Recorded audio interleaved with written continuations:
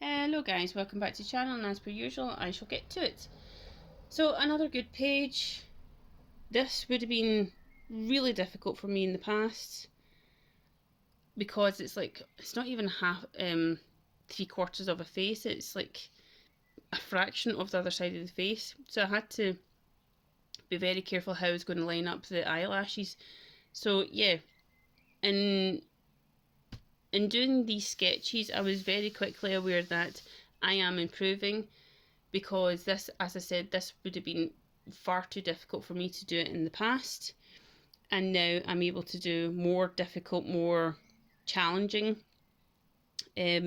positions of the faces as well as bodies.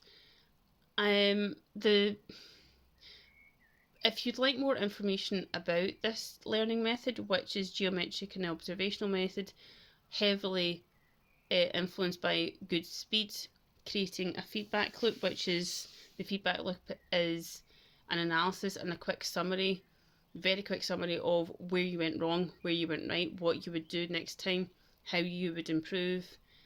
And it's basically so that you can then, for the next sketch, improve upon that the next time. And also with each sketch that you're doing, so you do 3 sketches and then you do an analysis. And as I said, these took 3 minutes 10 seconds, 3 minutes, 2.5 minutes. I would never have been able to do that previously. They would have taken me about 10 minutes at least, and I'm now able to do things that I was never able to do.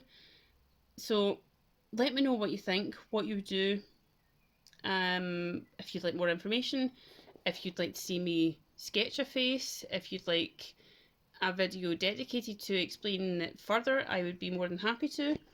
Let me know what you think and get back to me, and thank you so much to all the subscribers and all the new viewers. Anybody who drops a lovely comment, I sincerely appreciate it. Thank you guys. Bye.